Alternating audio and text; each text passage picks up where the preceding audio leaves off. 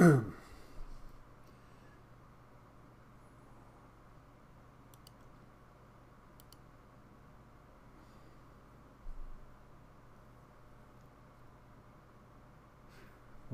so I brought the stream back online.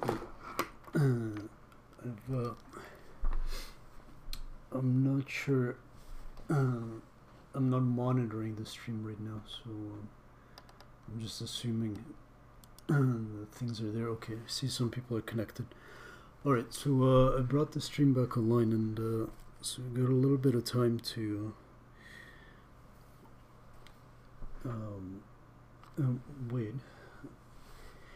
But yeah, there was a, let me see here, I wanted to mention, I'm reading something very interesting that I mentioned before, which was actually about the war between especially the air war in the later years right now in this chapter, about between Germany and England. I'm thinking I don't think there's that much time. I have it on a like a reader thing, and I thought maybe actually reading from it, because it was so interesting. But I wanted to mention this in with this EU. I actually have like a little bit of like people that I know that live there, so I find it interesting from that point. And oh yeah, I want to mention that in Slovakia there is a new president was elected, and just to show how the tide is changing, and you know, that is she's actually a pro-EU type president. Apparently, I was listening, the presidential power doesn't have as much power, I think, as the prime ministerial power, like I see with most governments in Europe. But nonetheless, she's very vocal, and she's just been elected, and she's the new president. And you know, in one of those what they call the vice guard countries, she kind of is Slovakia has kind of broken the mold of these sort of you know, Orban Hungary, and as Douglas was describing, the PiS party, or Peace Party in Poland. I don't keep up on the politics that much, but I think this is like a good example of a development that shows that, yeah, that the Brexit has kind of taken the stung and really turned around the tide in Europe for Europeanism. Now this, what I was reading here, well, I'm not. It's a bit too morbid maybe to get into. I'll let Douglas handle the war themes, but this is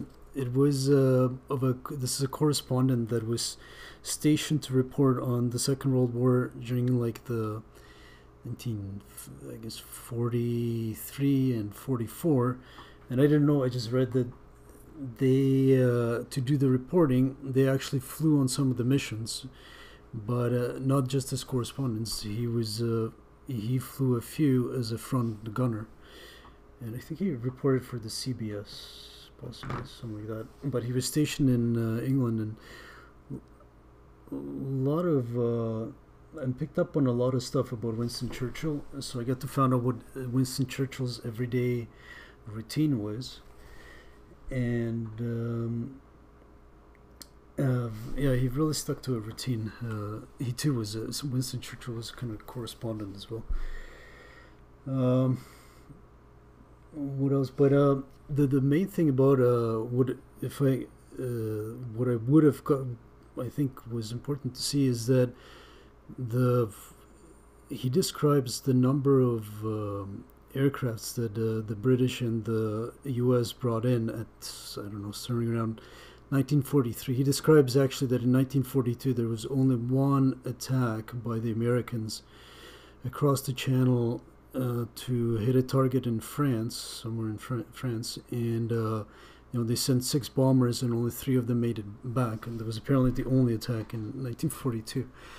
So, but in 1943 that all changed. Like England was essentially remodeled into an airstrip, and they brought in tons of these air fortress bombers and all kinds of like support fighters from the States, and the 8th American Army was the air division, essentially stationed in England, and they started, what he says is, what he writes, then I guess this is, what he writes is that they always flew those missions were essentially more like suicide missions, because what they really wanted to do was just keep bombing Germany. This was their thinking, their tactic. This is Winston Churchill, Roosevelt, and these people. Winston Churchill wanted to do this, especially, was to just keep pounding Germany, because he thought this would exhaust them without ever having to actually do, the overlord, the D-Day sort of invasion thing. He thought they would, and what he writes is that everything went pretty well catastrophic. They almost abandoned. They lost so many airplanes and so many men and pilots. I don't know. As an example, he gives an example where it was 25 missions, and if a pilot made it from England in the German runs, 25 missions, and he got to go to America back free. Just free ride. Off you go. You're done.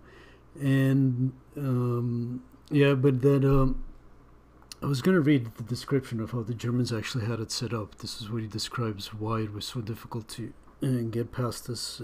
They essentially had Germany divided into zones, and each zone was taken up, and by then Germany had things like radar and all kinds of new technology, though not in as massive production as England. And England mostly spent building bombers, I think, throughout the war until they started doing attacks.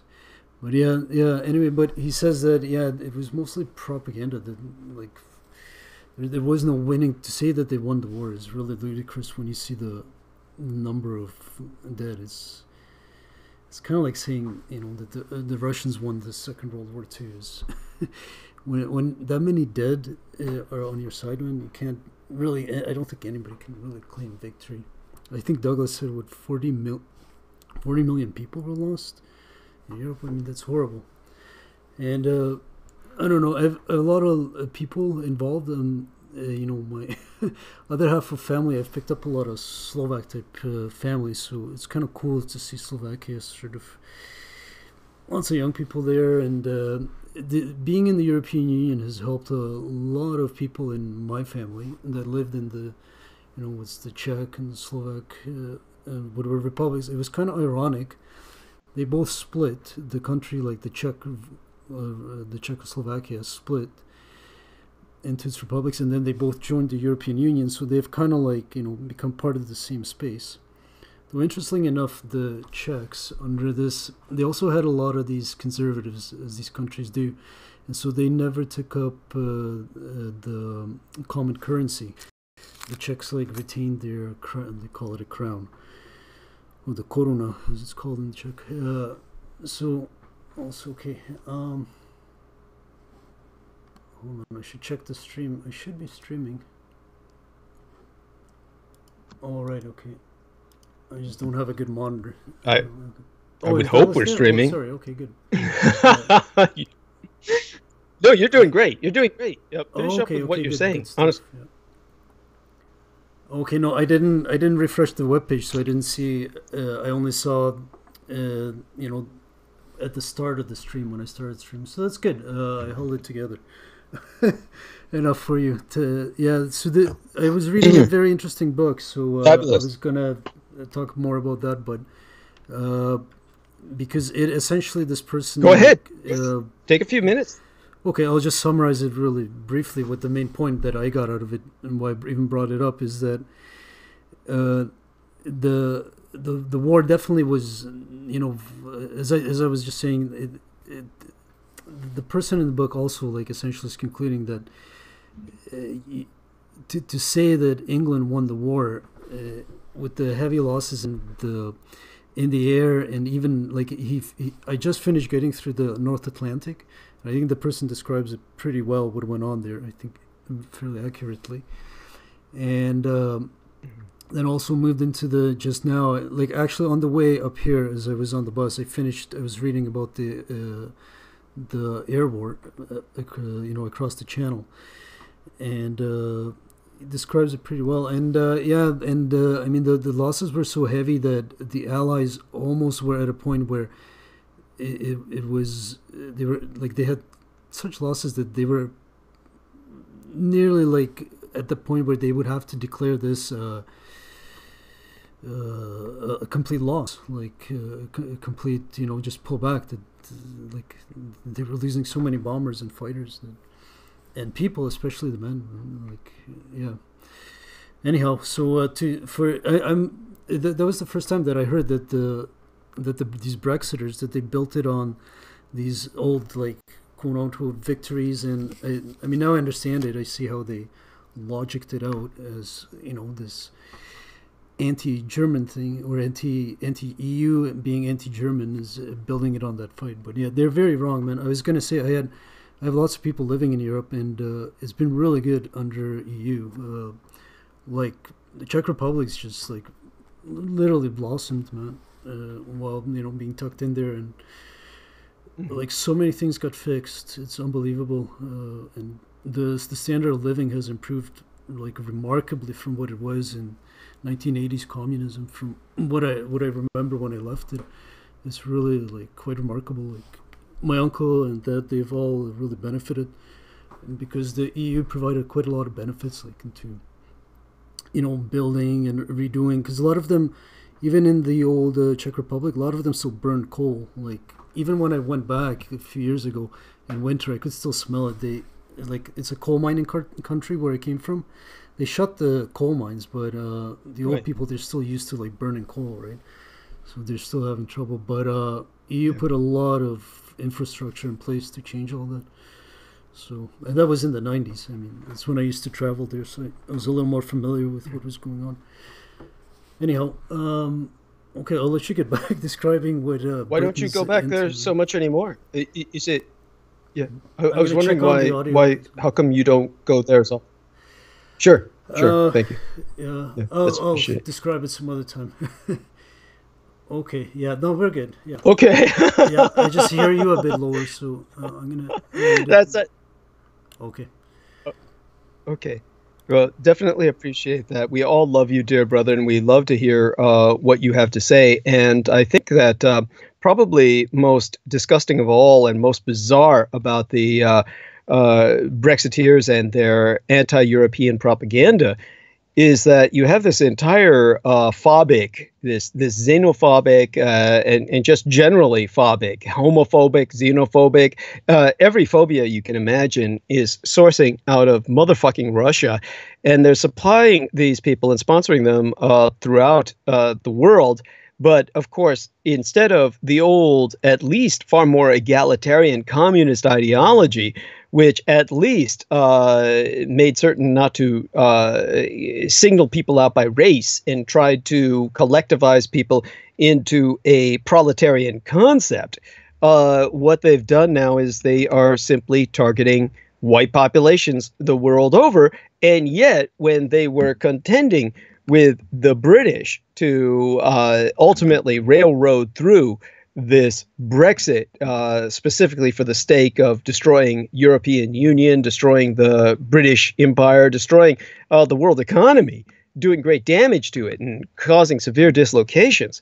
The way that they appealed to the British was this Europhobic sentiment that placed the white Europeans, who were now the migrant laborers in England, on a level far beneath that of the Asian Indians, the Pakistanis, the Bangladeshis, and the Muslims that the Brits are always complaining about. So you have this Islamophobic element, and then you have this element of racism, where the British were reacting even more strongly to Eastern Europeans as invaders than they were towards the colored Orientals, as they call them, meaning that they're not East Asians like myself, of a far more refined and delicate-looking physical disposition.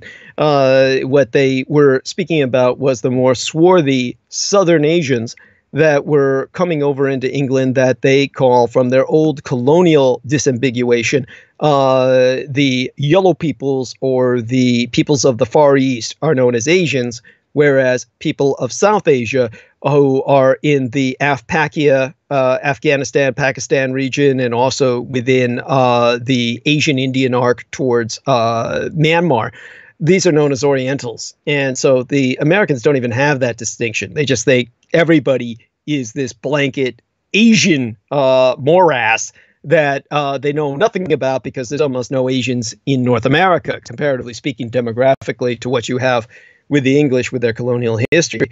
So I guess because of their familiarity with these people as subdued Orientals, they have much higher tolerance for them than they did for the Eastern Europeans, who I guess they felt were more sinister because these guys were white enough to wind up marrying their daughter or something like that. I don't know. It was bizarre. It doesn't make any sense, but nothing emerging out of Russia does anymore. It is simply part of this fractured, chaotic anti-culture, truly something indicative of the influence of the gods of chaos, or the anti-gods, of Michael Aquino and his actual physical presence in England, and apparently even more recently, oftentimes in Canada.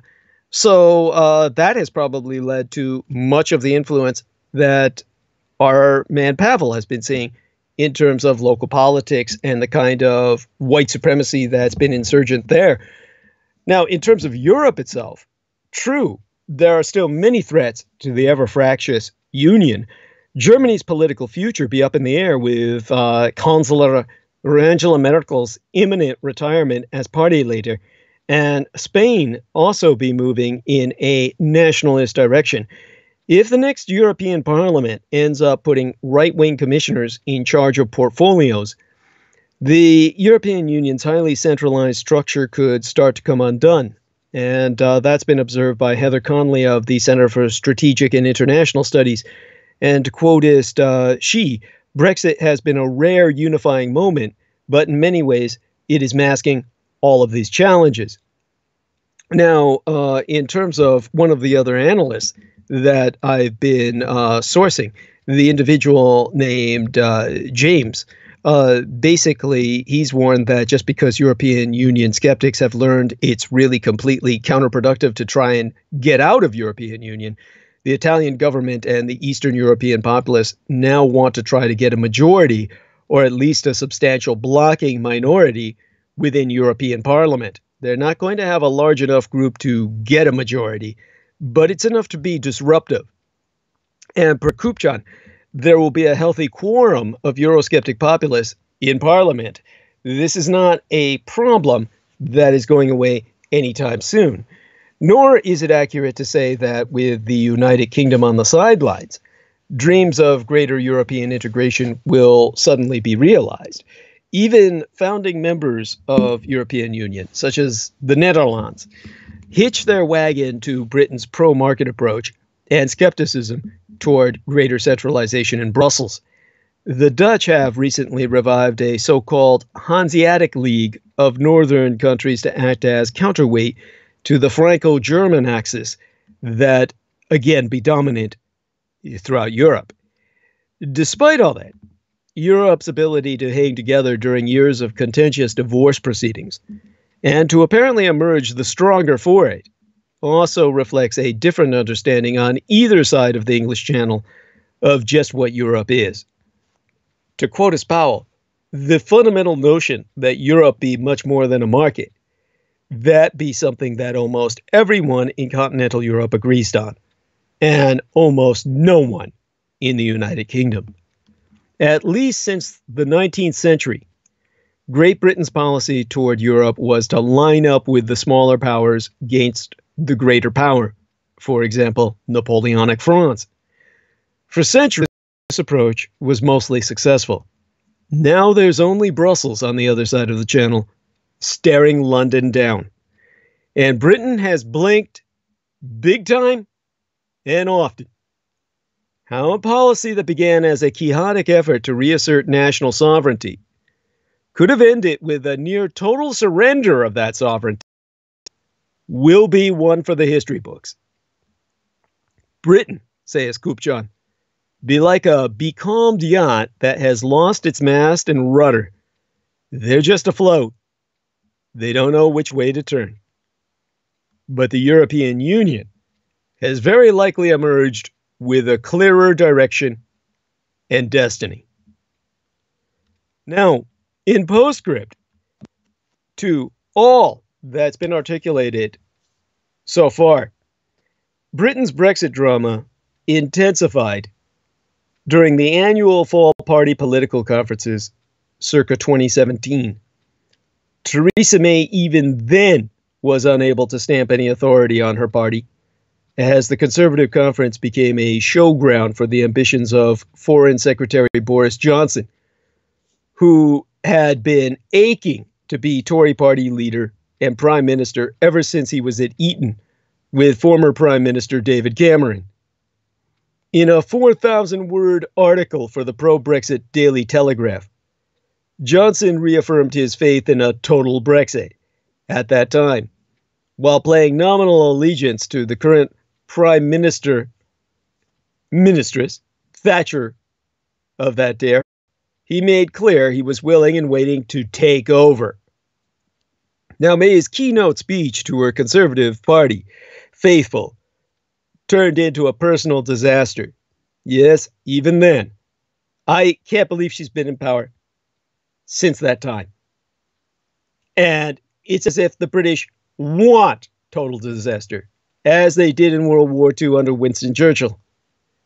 So, in order to relive World War II all over again, the Brits have brought themselves the leader for the job of auto-destruction, of self-destruction, of whatever culture they had retained after Churchill, which wasn't much. I remember when May delivered that keynote speech, 2 years agone at this point. She kept coughing, had to break off her speech for a glass of water and a throat lozenge. A prankster was able to get right up to the rostrum where she was speaking and handed her what's called a P45, the legal notice given at work to those being fired. Finally, a letter in the slogan on the backdrop behind her began to slide down behind May, as I described in my transmission before this one. That's when her ministers of parliament, activists, and television viewers at home, just as they had watched this prankster coming right up to the rostrum and handing her her termination notice, continued to watch in fascinated horror as she faithfully kept to her auto cue text, oblivious to the symbolic disaster behind her back, when all the letters began dropping off of her sign about Brexit being for the people, turning into a word salad, a total non sequitur. The chaos of Michael Aquino at work, in terms of magic becoming manifest through words, casting spells, and reformulating the matrix of reality as we perceive it. Now, there were open challenges to May from former Tory ministers saying she should resign, and the general consensus was that never before in living memory had the party and the nation had such a weak prime minister. Papers like the Times and Observer openly described Boris Johnson as a liar, once an accusation that would have produced writs for defamation to shut up the papers. But Theresa May's foreign secretary, in person of Boris Johnson, could never go to court and ever hope to claim that he has ever told the truth. But if not Johnson, then who? The Conservatives keep looking over their shoulder in fear at Labour's Jeremy Corbyn, who has made a connection in terms of authenticity and left-wing conviction that had been utterly forgotten in the years of New Labour third-way hegemony under Tony Blair and kindred acolytes.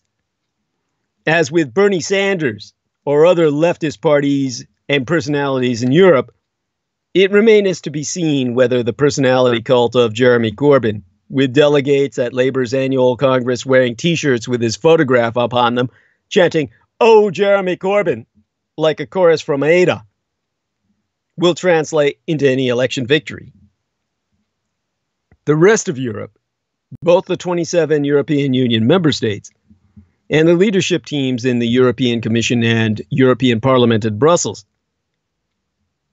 looked on in bewilderment even 2 years ago, back to the time that I'm recalling, as London kept temporizing on proposing any real solution to key issues like the United Kingdom's financial obligations in the European Union United Kingdom divorce settlement. Yet Theresa May kept insisting that Britain would leave the single market and the customs union. Leave it all! In toto! With no qualifications. Brexit evangelists have since declared that the rest of the world was aching to sign free trade deals with the United Kingdom, especially with Trump's America. They seem to think that NAFTA, the North American Free Trade Agreement, could be reopened to incorporate an anti-European Union Britain as NAFTA's fourth member state after the United States, Mexico, and Canada. No one seemed to have the faintest knowledge of the divisions and demonstrations over NAFTA here in these United States across the Atlantic, or how, compared with the European Union single market, with its extensive social protections, environmental rules, enforceable court rulings on global corporations not paying tax or creating monopolies, NAFTA be an extremely limited trade deal. Meanwhile, Britain reeled as the Trump administration imposed $220 million United States dollars worth of protectionist tariffs on a mid-sized plane, the Bombardier, which be made in Canada, with wings made by 5,000 skilled British workers near Belfast. Neither Boeing nor any other United States firm had an equivalent product. And in Ireland, there was fury that the United States could threaten such damage to the fragile Northern Irish labor market. This added to the general woe as the United Kingdom economy slowed down, with every day bringing reports of banking and other financial sector firms relocating part of their business to continental capitals. Farming incomes were reported to face cuts of 50% once the United Kingdom loses automatic access for its agricultural products to the supermassive European Union market. Howard Davies, the chair of one of the United Kingdom's biggest banks, the Royal Bank of Scotland, said that there were only a few months left before the City of London would face an exodus of jobs as a result of Brexit. And it happened in the 2 years since he made that statement. There is massive dissonance gap between what chief executive officers say in private seminars and in reports produced by consultancies and lawyers and what they be prepared to say on the record. The International Monetary Fund reported in October of 2017 that Britain will trail behind Greece in terms of growth. And nearly all economic forecasts portray the United Kingdom becoming the weakest of the major European Union and G7 economies. Behind, beneath and below, even Italy. New car sales dropped by 9.3% in September of 2017 when I first started investigating Brexit under tutelage of our archivist, the Grand Magator, John Warrington. In the 5 years before Brexit, household spending growth averaged 0.6% a quarter. In the 4 quarters since Brexit, at the time that John Warrington started providing me records and research, household spending had risen by just 0.2%. Inflation at 2.9% outstrips pay increases of 2.1%. most economic commentators expect an interest rate rise, especially if the Fed moves rates upwards. All this bad economic news led Moody's to downgrade Britain's rating. If any of this negative economic news had happened under a Labour government, the press and Tory MPs would be making this British economic decline a constant headline narrative. And all this has happened well before Brexit even bites, within little over a week, as trade assets and inward investment declines, thanks to the sheer uncertainty of what the economic future of Britain will be when fully amputated from Europe. But Brexit be a Tory problem, and so the silence of anti-Brexit conservative ministers of parliament be deafening. There be 360 Tory ministers of parliament. In the cabinet, 8 are as identified as anti-European ideologues, like Boris Johnson, Environmental Secretary Michael Gove, or Transport Secretary Chris Grayling, who in previous positions had ordered a ban on books being sent to prisoners in prison, and was ready to support small hotel and Airbnb owners who refused to let rooms out to gay couples. There be an estimated 40 to 60 Tory ministers of parliament who form a clear pro-Brexit pressure group. But even if one adds together all the identified pro-Brexit MPs, that still leaves well over 200 Tory MPs who have not declared their hand. Most Tory MPs voted against Brexit in the June 2016 plebiscite. At what stage do they emerge and begin to discuss publicly the risks of the amputational Brexit urged upon May by hardline anti-Europeans in her party, the Taliban wing of Torydom? The reduced vote for Angela Merkel and the insistence by populist Catalan nationalist secessionists on breaking up Spain now be major headaches for Europe. The European Union has no choice but to insist on the unity of its member states and not endorse or encourage secession or separatism. The clumsy handling of the Catalan question by Madrid has played into the hands of those who like to portray European Union as crushing national identity, in this case Catalan separatism. But as with the problem of Polish and Hungarian nationalist illiberalism, the European Union can ride the Catalan question for the time being as both Castilians and Catalans on the Iberian Peninsula work out their differences.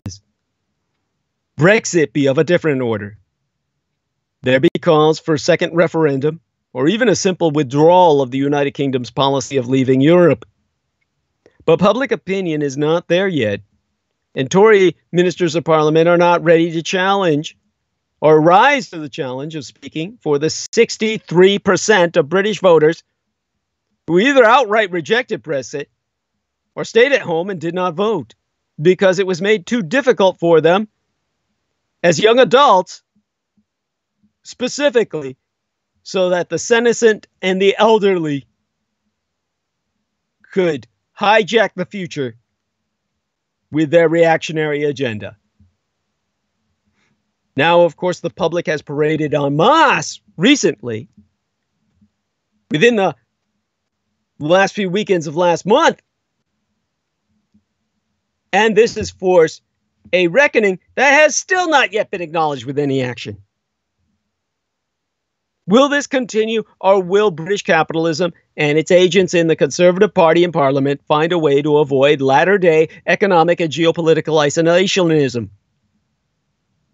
Many hope that after the September-October party conference season 2 years ago, there would be some clarity. This hasn't happened. Britain be drifting rudderless toward a major recasting of its place in world affairs. So that brings us to Britain after Brexit. And waiting for Brexit.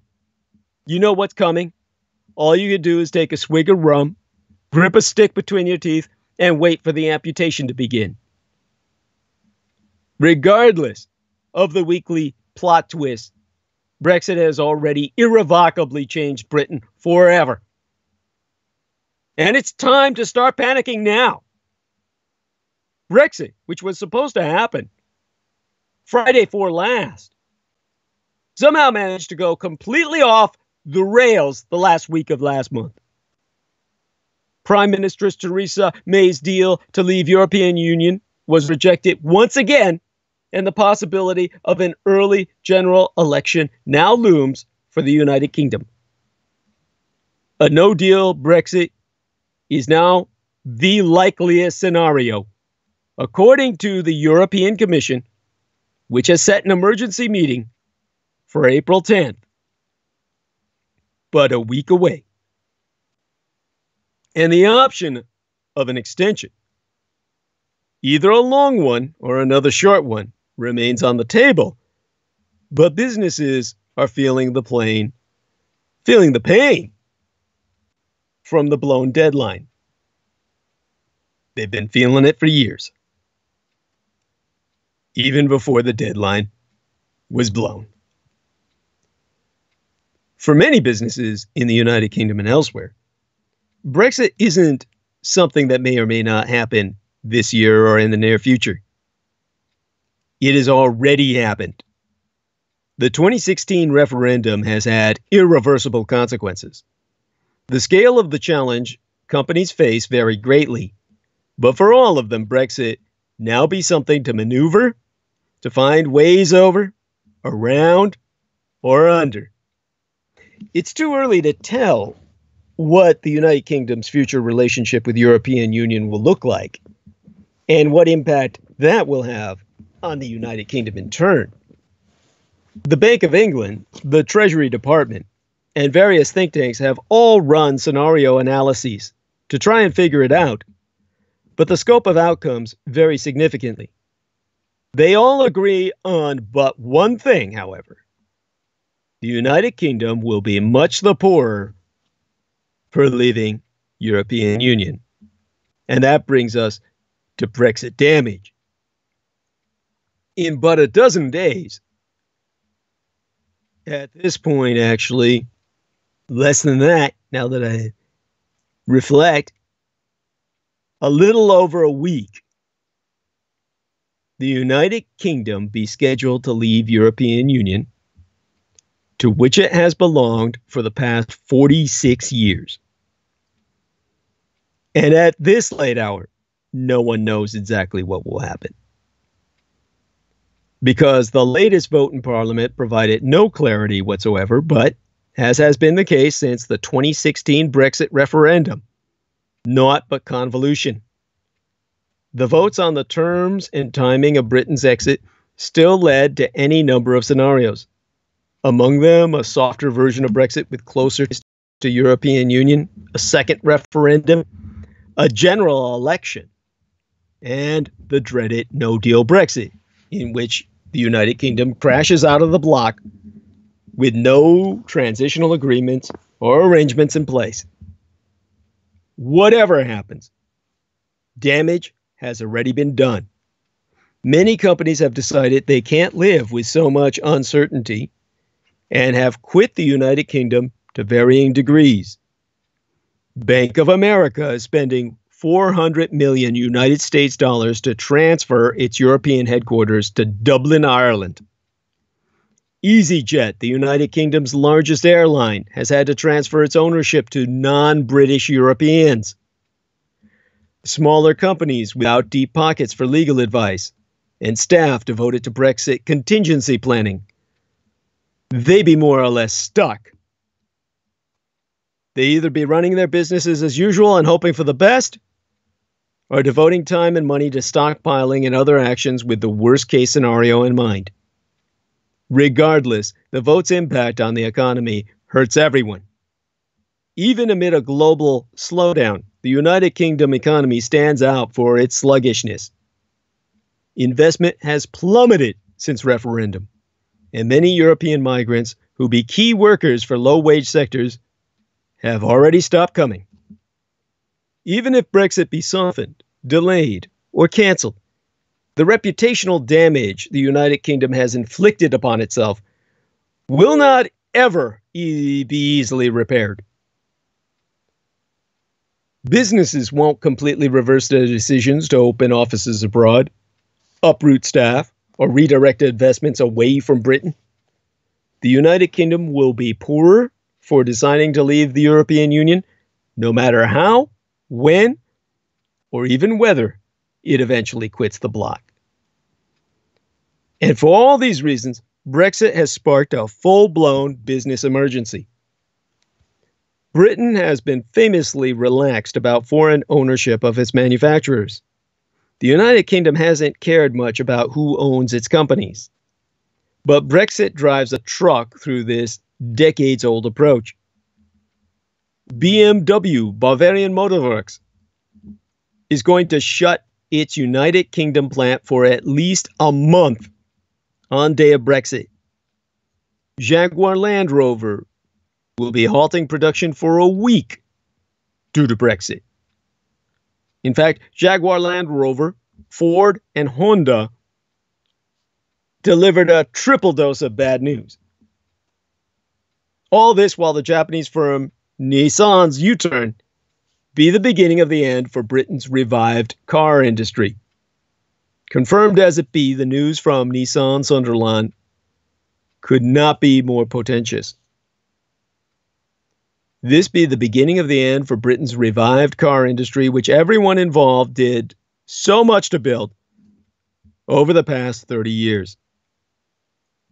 Nissan be plainly running their operations down, model by model, investment decision by investment decision, shift by shift. Without the new X-Trail model to bolster production numbers, it seems unlikely the Nissan Qashqai will be replaced when the time comes for a new model. Without mass production of such cars, development of the Leaf and other electric vehicles, hugely important for the future, will also be abandoned. Nissan and partner Renault have dozens of plants all over the world to move production to, and they will. Forget Carlos Ghosn, the diesel backlash, or anything else. Such storms come and go. Brexit be to blame, overwhelmingly, because so much of Nissan's Sunderland output goeth to European Union. The government's reassuring letter to Nissan of 2 years ago, still secret, was, so I have heard, pretty woolly. More of a political declaration than a legally binding guarantee of support. Either way, it was not enough. The United Kingdom has gone from being securely inside the customs union and single market to an unstable, unreliable, chaotic joke of a place to do business. No one be obliged to make cars or anything else in country on Isle Britannia. Why would you? Already the lack of investment, down 90% under Brexit, has placed every car works at a disadvantage, reducing productivity and quality as British plants, managers, and workers compete for business, especially against emerging new centers inside European Union, such as Slovakia. Land Rover has just transferred all Discovery production to the former Reichsprotectorate of Bohemia and Moravia, or rather the Hitler's Slavic veg for the Third Reich, Slovakia, bordering that region. More will follow Nissan in the Great Rundown. BMW, Mini, Toyota, Honda, Peugeot, Vauxhall, all will be demolished by, say, 2029. Where they now build Civics and Mini Coopers, there will be branches of Lidl and Aldi. All that will remain are nostalgic names on the new housing estates. Qashqai Close, Avenzies Lane, Cooper Drive. It's what happened in Coventry and Birmingham the last time the Brits screwed up. millions of jobs, long term, will all be lost. Jobs that exist now, but also new ones, as excellent British products conquer fast-growing markets around the world. European Union membership never stopped the Brits from selling Range Rovers to Russia or Minis to China, but leaving European Union will certainly destroy England's capacity to build them.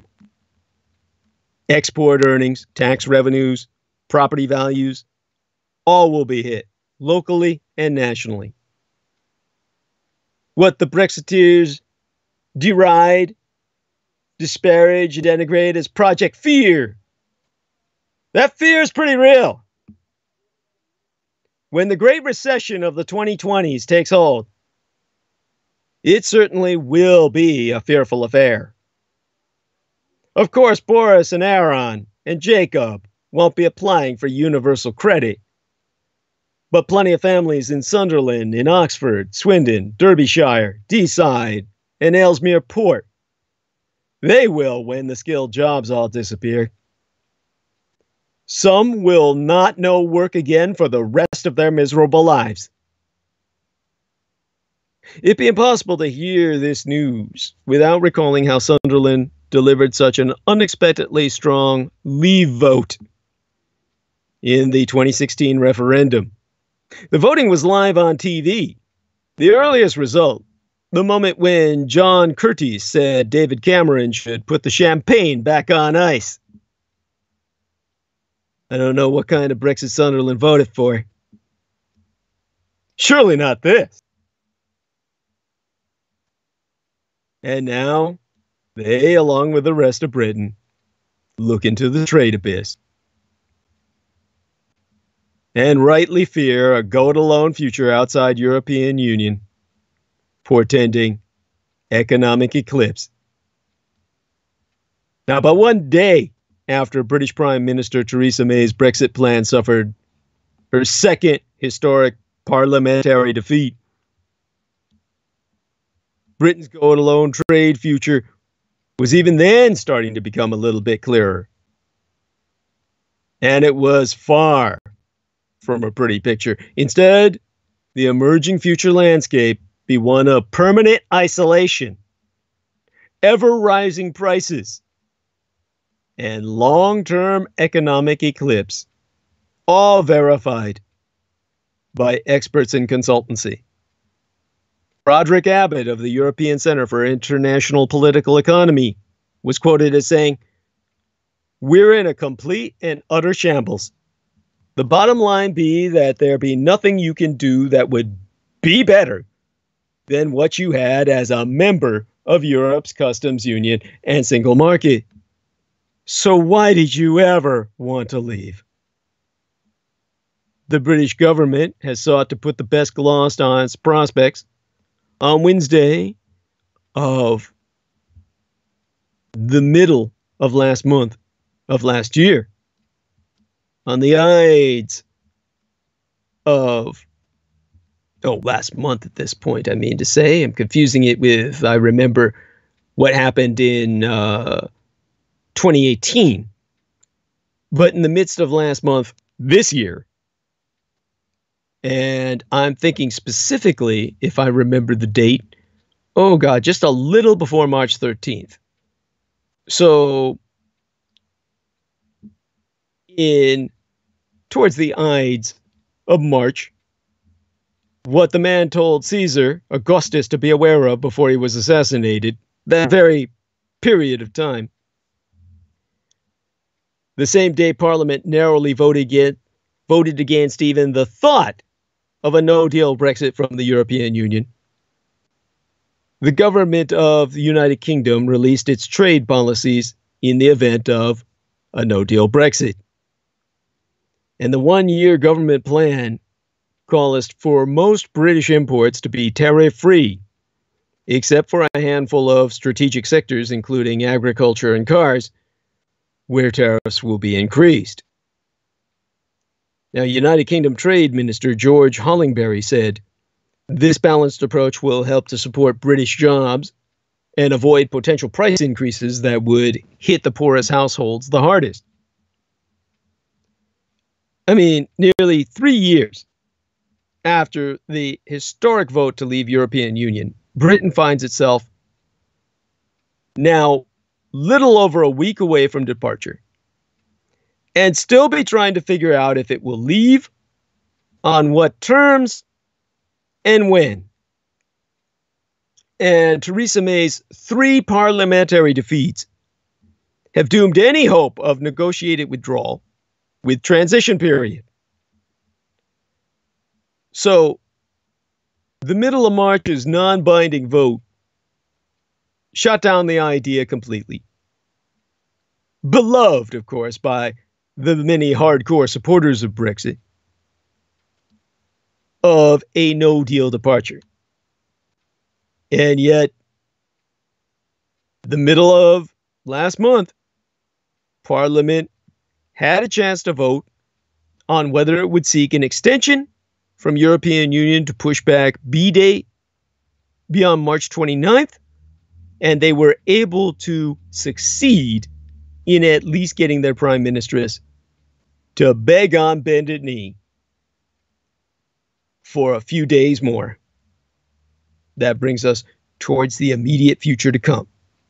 But the reality be that, whatever Parliament said about taking a no-deal Brexit off the table, that's essentially all that be left. Unless lawmakers push for an extension again, or even second referendum on the question itself. Michael ̔HÏ-Dík, a trade expert at the University of Sussex, be quoted as saying, even if Parliament votes no to the idea of a no-deal Brexit, that doesn't mean that a no-deal Brexit cannot happen. Unless, of course, something else be in place, this be the default.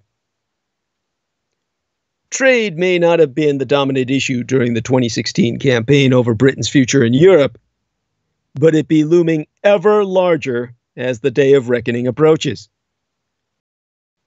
Unlike larger, more self-sufficient economies such as the United States, Britain be heavily reliant on trade, with imports and exports accounting for over 60% of gross domestic product.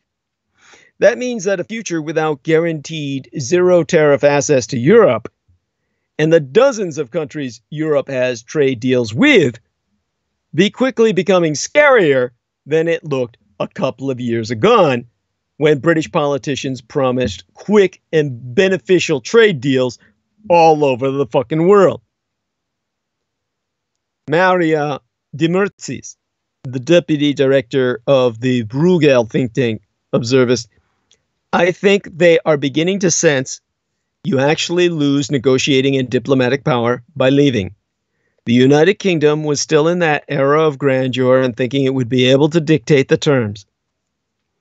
The first cold realization be that no matter what kind of temporary tariff tweaks the United Kingdom government makes with its new plan, it will be extremely hard-pressed to come up with anything as good as what it already had. Indeed, it never can.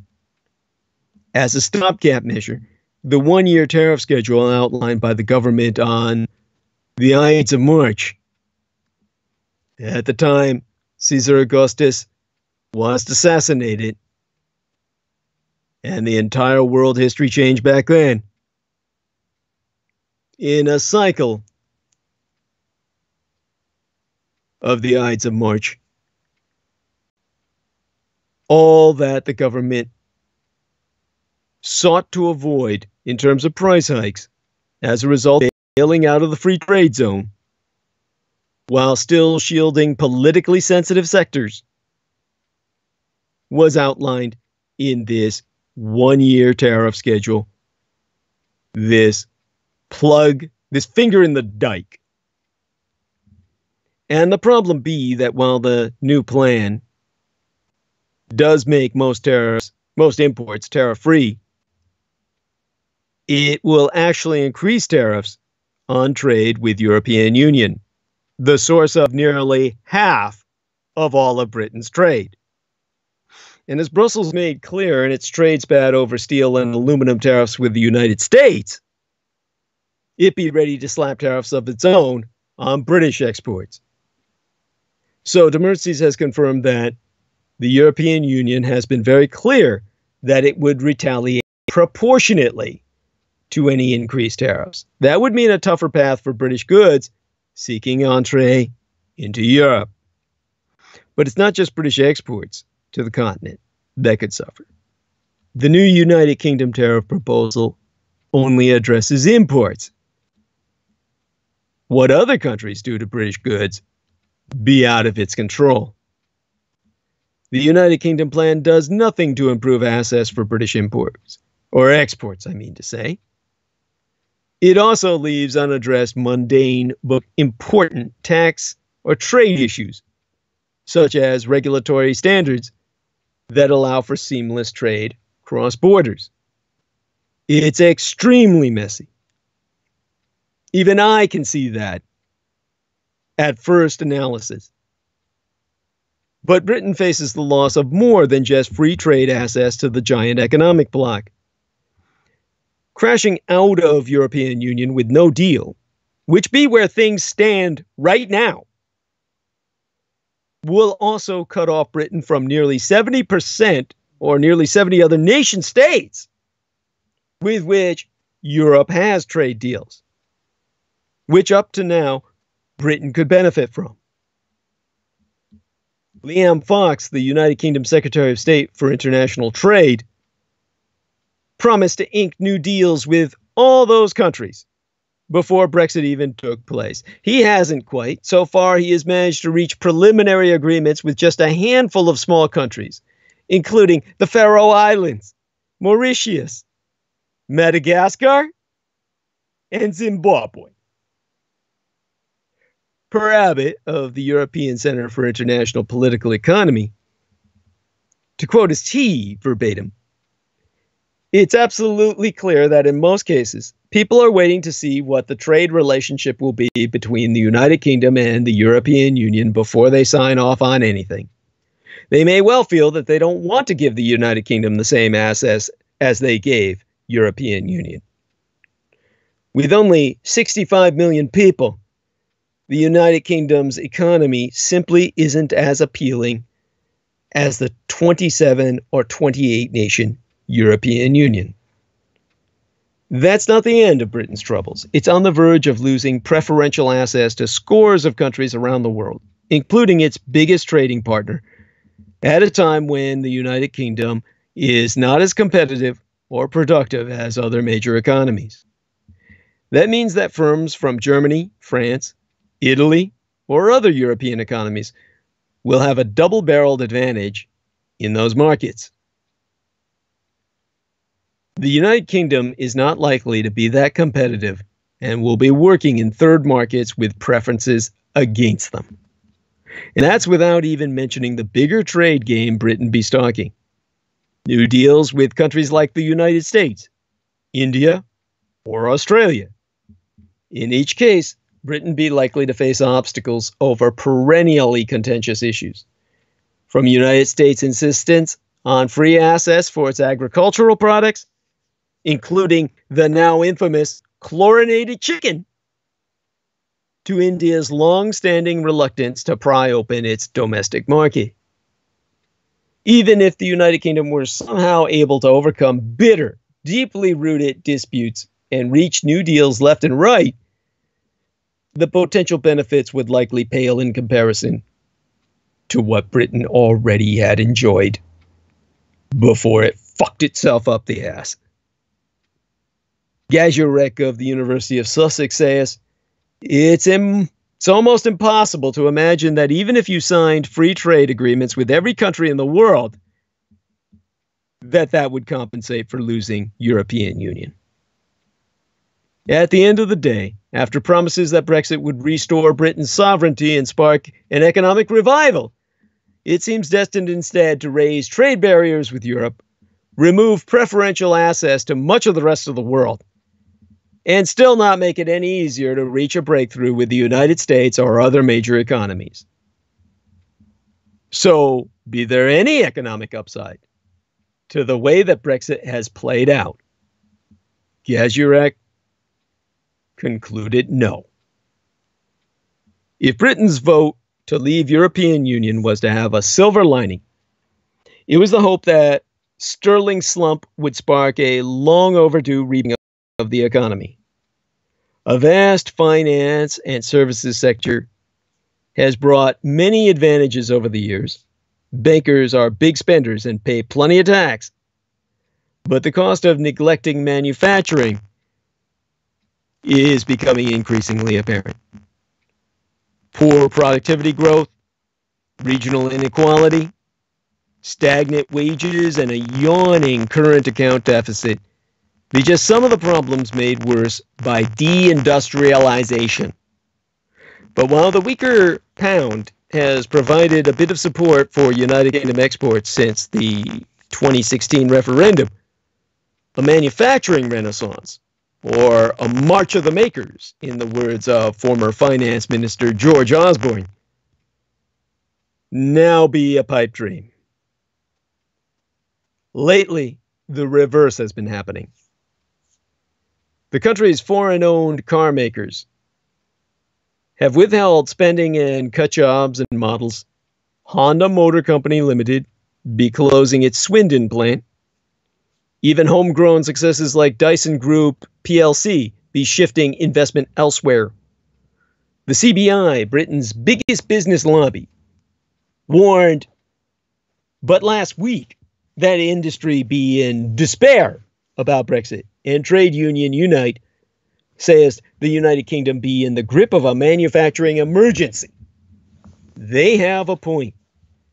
Britain's political leaders have played fast and loose with the future European Union trading relationship, and some have shown a willful disregard for companies' concerns. Boris Johnson's infamous "fuck business" comment spracketh volumes. As with so much about Brexit, this lack of seriousness be potentially disastrous, given that most of the country's industrial base be in the hands of overseas owners. Britain has happily carried on selling off its companies, from Armed Holdings plc to Sky plc, since referendum. In a post-Brexit world, this isn't sustainable. But there isn't a huge amount left to dispose of anyway. Manufacturing employment declines as economies become more advanced, but the United Kingdom be extreme. The sector now accounts for just 8% of the workforce, compared with more than 1/5 when mine own surrogate son was born circa 1982. There be an International Monetary Fund report what shows just how dramatic the decline has been. The birthplace of the Industrial Revolution now has a lower manufacturing share of output than in many other developed economies. You can turn to one of the graphics in my reference album now about the Industrial Revolution. The first graphic I present in that portfolioed album be about the United Kingdom slipping down the rankings of the world's biggest manufacturers. The source for that graphic be the United Nations Conference on Trade and Development and the United Kingdom Parliament. The data be from the year 2015. And what you can see is that Britain is just above mine own true homeland and heartland of Taiwan, an island of but 25 million peoples. And as for all the European and East Asian economies, even a South Asian third world nation like India the United Kingdom be beneath and below, even beneath South Korea, which be but half a country. As with the election of Donald Trump, the campaign for Britain to quit European Union appealed to blue-collar workers left behind by deindustrialization. That Brexit will probably make things worse be one of the referendum's cruelest ironies, and hardly the best way of diffusing the populist-personated elitist impulse. In terms of output, Britain is, of course, still an important manufacturing nation, but its list of domestic world-class contenders be pretty thin. Of course, this list, that graphic, portfolioed in my album, be illustrative, not comprehensive, but there be Rolls-Royce Holdings plc, BAE Systems plc, GKN plc, and Cobham plc in aerospace, GlaxoSmithKline plc, and AstraZeneca in drugs, and INEOS in chemicals. Then you have several big food, drink, and personal care companies. For a long time, the British establishment, including Labour governments, seemed pretty ambivalent about this situation. It wasn't the government's job to pick winners. Politicians saw a bright future in services, financial, business, and professional, and the so-called knowledge economy. So what if big local manufacturers like Airbus, Tata Steel, Siemens, ABB, Bombardier, Ford, Jaguar Land Rover, Toyota, Nissan, and BMW Mini were all foreign-owned? Britain's attractions as an investment destination, its universities, flexible labor markets, and access to Europe were plain. All would be well. And in fairness, sectors such as the car industry thrived in a way they hadn't under British owners and bosses because, of course, the British are not good administrators. As colonialists, they only knew how to make things work by starving people to death under the whip. But some local industrialists have long argued that when the going gets tough, a foreign owner won't feel a particular obligation to the country when faced with hard investment decisions. That theory is getting a good testing now that the United Kingdom is voluntarily trying to leave the world's largest trading bloc. And the early signs be quite grim indeed. Even today, manufacturing accounts for well over 2/3 of British companies' research and development spending, and almost half the empire's exports. Productivity growth also tends to be higher among industrials because of automation. Pay be higher too, particularly in car making.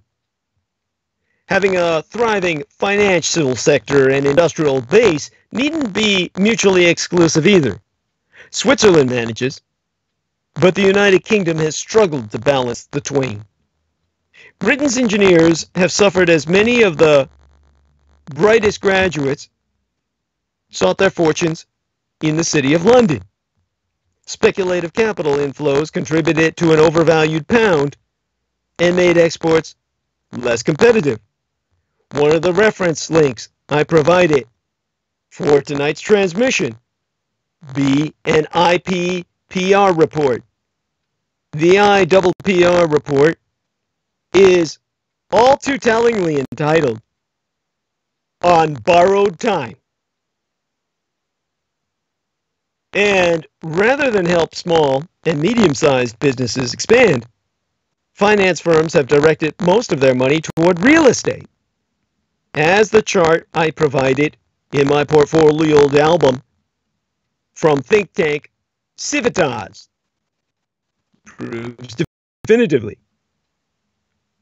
So, as back in the old days, a man could claim he owned all the land as far as his eye could see when he established himself a lord, the true lords of finance have decided that they would purchase everything in sight. in terms of real estate and property, but not invest in human capital or industrial output. The result is a lot of fallow land not put to use at all, simply bought and sold to exchange money from hand to hand. Lending to the corporate sector accounted for about 8% of United Kingdom banking lending circa 2016, albeit it be debatable whether the problem be access to finance or rather on the demand side. In Wir wären nicht Deutschland, the new United Germany, it's more than double that. One can confer the speech by the Bank of England's own chief economist. I also published a reference link to just that on both my Facebook timelines. You can find that by linking to the bankofengland.company.uk. I provided the link on both my public community fan page and my personal friends page. And that be tellingly entitled, "The UK's Productivity Problem, a Hub with No Spokes." That's a speech delivered and transcribed by Andy Haldane. So, Civitas, the think tank, has spoken of closing the gap, closing the finance gap. For a time, Britain could delude itself that this didn't matter. Industry's decline was cushioned by surging consumer borrowing and jobs in the service sector, albeit off low-paying and with little security. Meanwhile, the United Kingdom's net worth has trebled since 1995. Yet while that sounds impressive, it's mostly a consequence of the decades-long property boom. The country's stock of productive capital hasn't increased nearly as rapidly, a theme explored by the leading economist Josh Ryan Collins' new book entitled, "Why Can't You Afford a Home?" Throughout the Western world, a whole generation is being priced out of the housing market. For millions of people, particularly those of the millennial generation, the basic goal of acquiring decent, affordable accommodation been naught but a distant dream. Josh Ryan Collins argues in his work, Why Can't You Afford a Home?, that to understand this crisis, we must examine a crucial paradox at the heart of modern capitalism: the interaction of private home ownership and a lightly regulated commercial banking system leads to a feedback cycle. Unlimited credit and money flows into an inherently finite supply of property, which causes rising house prices, declining home ownership, rising inequality and debt, stagnant growth, and financial instability. Radical reforms be needed to break this cycle. You can affirm that by another graphic I provided in my portfolioed album, which I believe the graphics are being shown or shared by my executive producer, Pavel Pravara. He, of course, has also shared on his own timeline my portfolioed album of graphics for reference throughout tonight's transmission, particularly now at its conclusion. Towards its conclusion. One of those graphics is entitled Land of Plenty with a question mark, in which it's graphically displayed that Britain's 10 trillion pounds sterling of net wealth be skewed towards land and houses. The source for that graphic be the ONS National Balance Sheet and opinion calculations. And here, net worth includes things like intellectual property, machinery and buildings that aren't houses. Land includes land not owned by households. Financial assets and liabilities broadly net out against each other. In short, those lucky enough to work in finance and own a home in southeast England, a group that includes many Brexiteer politicians, hasn't suffered from the failure to support manufacturing. Outside London, it's a very different story. Now, in fairness, Theresa May's government has done some useful things. A £37 billion, that would be 48.7 billion United States dollars, National Productivity Investment Fund, will divert public spending towards infrastructure and research and development. Theresa May has also boosted funding for so-called catapult innovation centers. And these catapult innovation centers aim to mimic the success of Neue Vereinigte Deutschland, or the New United Germany's, Fraunhofer Research Institutes, in helping the Mittelstand, helping the middle stand. But Britain has to be bolder. Beefing up the United Kingdom's puny National Development Bank should be a priority, as post-Brexit Britain will no doubt suffer a further drop in funding from the European Investment Bank and European Investment Fund. Instead of imposing punitive business rates on buildings and machinery, Britain could shift more of the tax burden onto landowners. That's the final graphic that I've presented in my portfolioed album of reference graphics for tonight's transmission. You'll see the graphic entitled No Contest, showing that the British Business Bank be no match for Germany's KfW. The source for this be Haldane, the banks, ONS, and Eurostat. Rebalancing the economy be hard at the best of times, but the uncertainty of Brexit be poisonous for investment. Sterling's tentative appreciation won't help either. And unlike its increasingly dearest European neighbors, the United Kingdom has far less political leverage over its business sector. The future of British manufacturing will be decided in the boardrooms instead of Tokyo, Mumbai, and Munich. It's too late for the United Kingdom to suddenly turn inward. And of course, that's what's going to lead to the Civil War. The military of British Empire is preparing for post-Brexit civil war in Britain and Northern Ireland.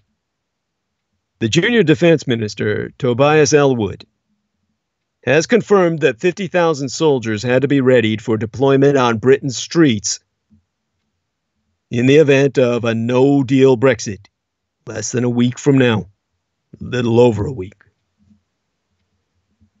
With Britain's scheduled exit from European Union less than 9 days away, the junior defense minister Tobias Ellwood's comments, quoted from an anonymous source in the Times newspaper on a Saturday, dated around the week's end of the 8th of January this year, confirms that the ruling elite be preparing for a potential eruption of civil war on Isle Britannia. The Times reported ministers at a no-deal Brexit planning meeting on Thursday, January 3rd, were told that 30,000 regular troops and 20,000 reserves must be ready to help manage the consequences. Ellwood himself was reported as warning that the troops had to be in place in case of civil unrest to assist at Britain's airports and to ensure fuel and medical supplies. The mobilization proposed be extraordinary. 50,000 soldiers be close to half the current size of the British Army, which currently stands at about 81,500 regulars and just over 27,000 reservists. It'd be more than the force sent by the British government to invade Iraq circa 2003 as part of the United States-led invasion. Elwood was clear that this force should be directed above all against the working class. The source reported that he suggested that fellow ministers should remember what happened in the fuel blockade circa 2000 AD, Anno Domini, when troops were used to protect fuel deliveries, and plan for that kind of thing on a mass scale. Only the last month of last year, December of 2018, the British government announced that 3,500 troops would be on standby to support any government department on any contingencies they may need. That was according to Defense Secretary Gavin Williamson. The 3,500 would be in addition to 5,000 troops continually on standby, nominally to be deployed in the event of a terrorist attack, and would be composed of both regular and reserve forces. Now it be reported that 10 times that number may be deployed. Elwood's remarks must be taken as stark warning. A no-deal Brexit be a nightmare scenario for the dominant sections of the British bourgeois and would bring about an immediate economic and social catastrophe, threatening trade accounting for 40% of the United Kingdom total. However, though the tempo of the coming crisis may alter if a deal be struck with European Union or Brexit be abandoned. The turn to military repression and authoritarian forms of rule be rooted in class relations dominated by rising social inequality for millions, all whilst a tiny minority rake in vast fortunes. Although no mass protests have yet emerged in Britain comparable to the Yellow Vest movement in France, Britain's rulers look across the channel in fear and see their own future. Elwood be no maverick voice to be dismissed. A former captain in the Royal Green Jackets Army Regiment, he supported Remain and be considered a loyal supporter of Prime Ministress Theresa May. His remarks be consistent with other preparations already made public. September of the year before yesteryear, back in 2017, it was reported that the National Police Chiefs Council, the NPCC, had developed plans in aftermath of the 2011 youth riots that erupted across towns and cities in England for up to 7,000 police personnel to be mobilized at short notice. The police were said to be working on various scenarios that would emerge after Britain leaves European Union on what was originally supposed to be March 29th, but now be but a little over a week away on April 12th. Including widespread chaos as a consequence of supply disruptions or total cessation of foods and medicines incoming onto Albion. All major ports for trade to Europe, particularly Dover, but also Hull, Felixstowe, Portsmouth, and New Haven, have been designated as problem areas, with long quays of lorries potentially building up. This could lead to unprecedented and overwhelming disruption to the road network. Shortages of medicines and other essentials will feed civil disorder, while food shortages and prices rises could lead to widespread protests, which could then escalate into complete disorder and anarchy. The NPCC intends to set up a unit to assess threat levels and considers canceling all police leave in the weeks before and after Brexit. One source told The Guardian that any mass national police mobilization could last for weeks. Now, even back in January, the British government intended to use 150 heavy goods lorries in a test of an HGV holding facility in an abandoned airfield near Ramsgate in Kent. The lorries would then be released into rush hour and mid-morning traffic to determine how much additional traffic chaos ensued. I don't know the results of that social engineering test, because I understand they've been kept secret. John Warrington's researches, even with his hacking abilities into the British cyber system, have been unable to disclose such to myself. Perhaps of far graver import be the announcement of preparations for a massive police mobilization onto the streets of Northern Ireland.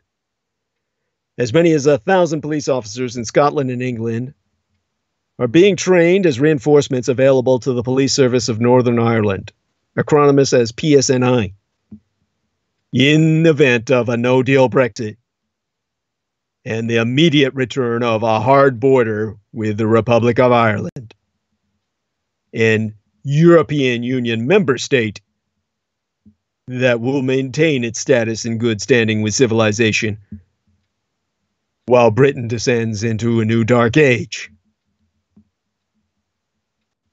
These reinforcements were requested by the PSNI under mutual aid arrangements between police forces. They'll be placed on standby on top of well over 300 additional police officers, new vehicles, and equipment requested by the PSNI the year before yesteryear, primarily for operations along the border post-Brexit. These peace enforcement agents, these law officers, be expected to be recruited by 2020 Anno Domini. Now, the sales of 3 disused police stations, heavily fortified during Northern Ireland's time of troubles, have been halted. Warrenpoint, Castleberg, and Annacloy PSNI stations all be located in border areas, although there be currently no plans to reopen them that I know of, or that the Grand Magator, John Warrington himself, was able to ascertain. In December of the year before yesteryear, the British government handed the PSNI an extra £16 million to meet whatever contingencies emerged due to Brexit. The additional forces, if called for, would be required to patrol the 250 border crossing points between Northern Ireland and the Republic of Ireland. Although the British and Irish governments and European Union are all committed to avoiding any hard border, what might happen in the event of a no-deal Brexit be entirely unknown. Any attempt to create border posts, checkpoints, or technical infrastructure away from the border will infuriate the hundreds of thousands of people who cross the near-invisible border every week. It would serve to inflame the endemic sectarian tensions, these sectarian tensions on which political life in Northern Ireland still be based.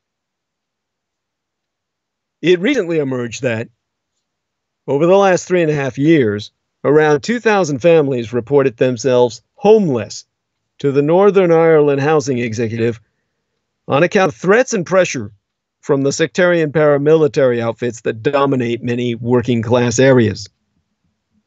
A measure of the scale of PSNI border and riot control operations as envisaged can be seen in the fact that the only previous occasion on which the PSNI has called for mutual aid policing support was during the 2013 G8 summit of world leaders in County Fermanagh. On that occasion, 8,000 police from Northern Ireland were aided by 3,600 drafted in from Britain, specially trained in water cannon deployment and riot control. The G8 venue was surrounded by 8 kilometers of steel fencing and roadblocks, whilst 300 additional police cells were made available in Maghaberry and the Gilligan prisons. It testifies to the ditching of basic democratic norms that has occurred over the last 2 decades, that such a massive troop mobilization onto the streets of Britain is even being discussed behind closed doors, with the population kept in the dark other than through leaks to the Murdoch press. No one in the corporate media opposes putting troops onto Britain's streets in numbers unprecedented since World War II, or plans for the armed repression of legitimate protests and industrial action.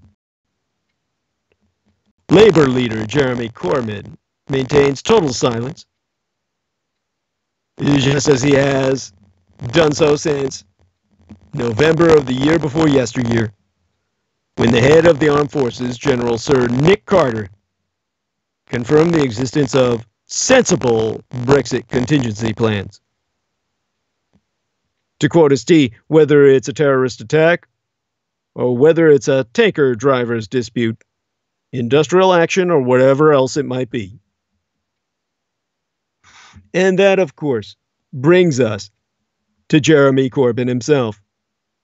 Jeremy Corbyn won the leadership with a promise that the will of the members would be paramount.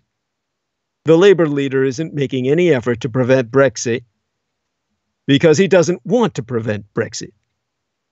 To stop Brexit, Labour supporters will have to revolt against their leader.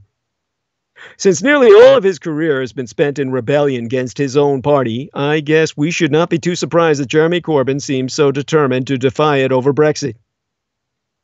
Labour members hate Brexit and they want it reversed. With Parliament deadlocked and growing public support for taking the question back to the people, a large majority of Labour voters and an even larger majority of Labour members wants the party to throw its weight behind another referendum. Compare and contrast with a Labour leader who doesn't hate Brexit, doesn't want it to be reversed, and will not help facilitate another referendum if he can possibly avoid it. That divide between leader and members has been pretty obvious for a long time to anyone who contemplated Mr. Corbyn with clear eyes rather than wearing soft-focus lenses. The split has become ever more evident as the Labour frontbench has run through various tactical ruses to try to mask the tension between its members and its leader. He is what he is, and that be a lifetime opponent of European Union. He has not once expressed a flicker of remorse about the result of the 2016 referendum and treats the momentum behind a second referendum not as an opportunity to be seized, but as a threat to be smothered. If it's true that Labour's position has been deliberately fogged in ambiguities, but where Mr. Corbyn really stands has always been deducible so long as you were prepared to listen properly. Back in November, he was asked, if you could stop Brexit, would you? He replied, we can't stop it. The referendum took place. Article 50 has been triggered. He said that even though his party conference had only recently adopted a policy that was supposed to keep another referendum on the table. He really couldn't have been clearer in November that he doesn't believe in that policy. But some people weren't listening then, or they pretended not to hear him because it conflicted so starkly with the naive image of the Labour leader that they had constructed for themselves. This left them open to being shocked when he said just before Christmas yesteryear that he would not seek an escape from Brexit even if there was an election in the near future and Labour won it. I suppose you could argue that Mr. Corbyn is being consistent with his convictions, or at least one set of them. But his increasing exposure as a Brexit enabler does rather alter his profile as a rebel. During his decades as a dissident backbencher, he defied Labour leaders in the name of upholding true socialist values, as he interpreted them, against the treacheries, by his definition, of the party's establishment. This record helped him win the leadership in 2015 with a promise to create a party in which the will of the members would be paramount. That promise was highly popular with Labour supporters. Who doesn't like to be told that they will be listened to? It sustained him when he was under attack from Labour ministers of Parliament. They, in turn, were threatened with deselection if they failed to defer to activists and comply with party policy. The promise to obey the members was easy to keep so long as their desires converged with those of the leader. Labour activists like the idea of hiking taxes on the rich and taking the railways back into public ownership. So does he. Snap, everyone is happy. The real test of his pledge to the membership was always going to be the hard cases, where his ideological convictions came into conflict with what Labour people wanted. What would Mr. Corbyn do when he and his members desired something contradictory? How would he act when they had fundamentally different worldviews? Would he put aside his own preferences in deference to the sovereignty of the labor people? Or would he behave just like the establishment politicians he spent a lifetime condemning and seek to subordinate the will of the members to his own opinions? We now know. The Brexit blowtorch has burnt away many fantasies. One of the items on the bonfire of illusions be the notion that the labor leader be in some way a special one, so different to all other politicians as to be almost not a politician at all. It turns out that he's just another maneuvering, equivocating hack when he wants one thing and his members want the opposite. This split's not a slight difference of opinion on a low-order issue.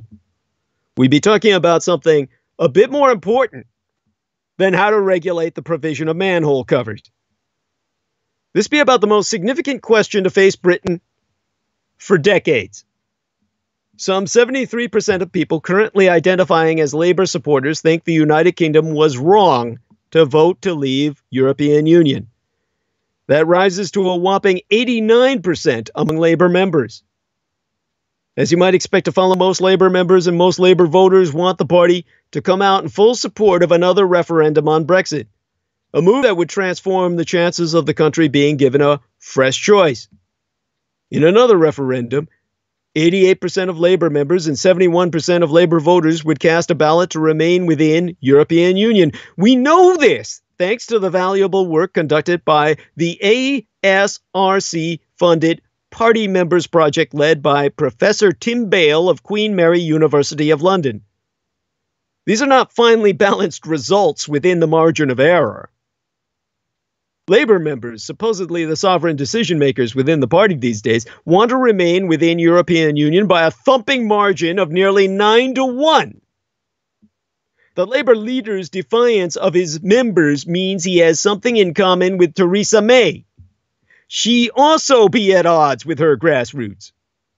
A hefty majority of Tory members don't like the agreement negotiated by their own leader, and the first preference of most of them be to leave at the end of March without any deal at all. That since has been postponed as if it were an April Fool's jest. Of course, no deal exit, but days from now would be grotesquely irresponsible. So Miss May can at least argue that she be trying to put country before party when she refuses to obey the demand of Tory members for a crash-out Brexit. Labour members have displayed a great deal of loyalty to Mr. Corbyn since he became their leader. But even a membership that's been willing to grant him the benefit of the doubt about so much else has begun to notice that he be defying them on Brexit. What's interesting be how they explain this betrayal to themselves. Asked to say why he be failing to support another referendum, about a tenth think he's just waiting for the right moment.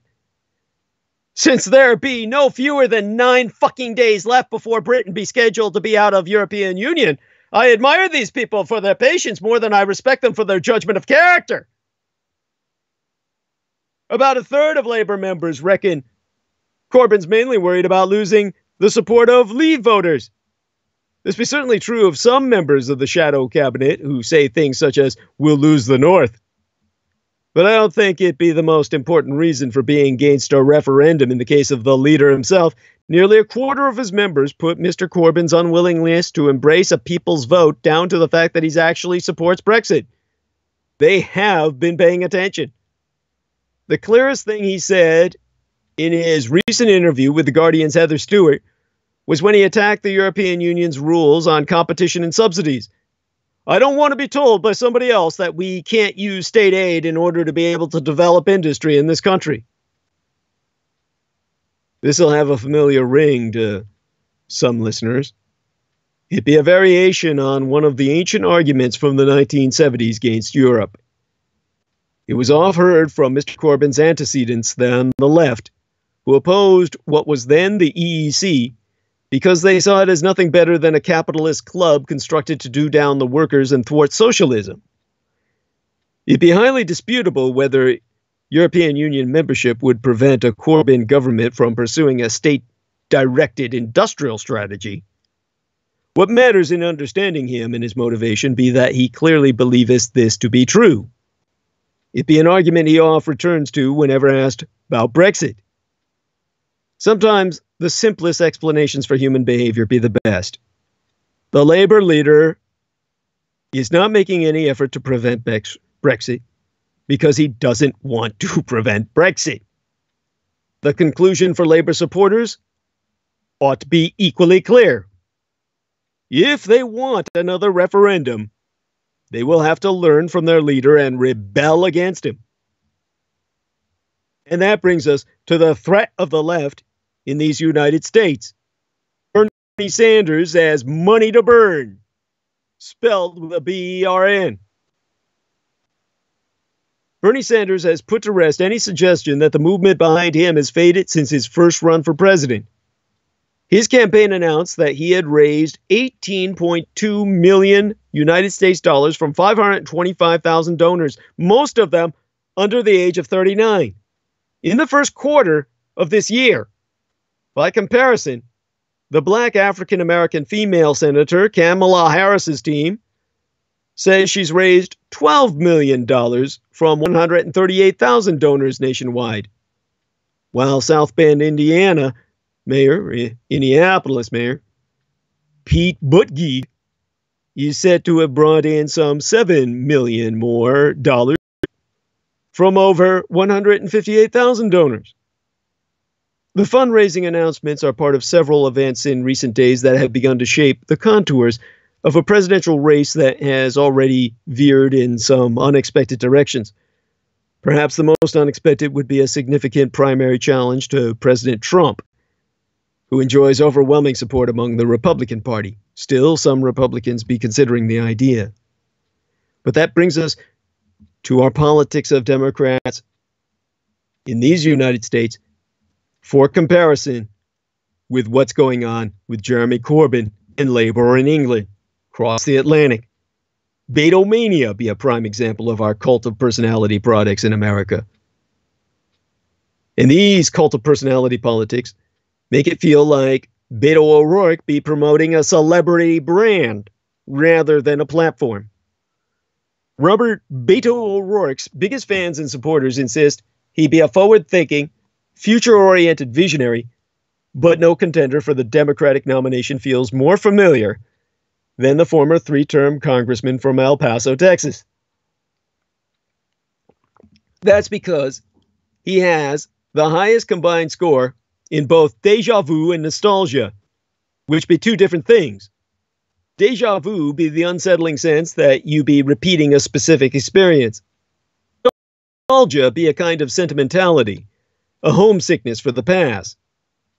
Of the other heterosexual, cisgendered white males, of the other straight white men, officially are presumably vying for the nomination, only Senator Bernie Sanders, the independent or the dude from Vermont, and the former Vice President Joe Biden can compete with Mr. O'Rourke on these fronts of cisgendered heterosexuality and white maleness, straight white maledom. There's a lot of deja vu to the Sanders campaign because it feels like it never really went away.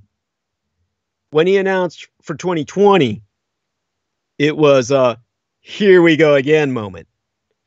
But Sanders' campaign isn't wrapped in nostalgia, even if Mr. Sanders himself be steeped in it, mostly for what he imagines Scandinavia was once like.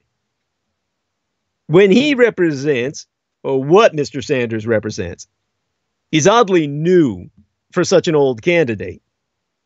Mr. Sanders has been a thorn in the Democratic Party side for decades. His success at pulling the party to the socialist left in just a few years be too politically fresh to be a nostalgic appeal. How many people are old enough to even remember a previous era when socialist had a positive connotation among the hardcore Democratic base? Perhaps there be some fans of Henry Wallace, Eugene V. Debs, or Norman Thomas still with us. But Bernie's core supporters think socialism is about the future, not the past.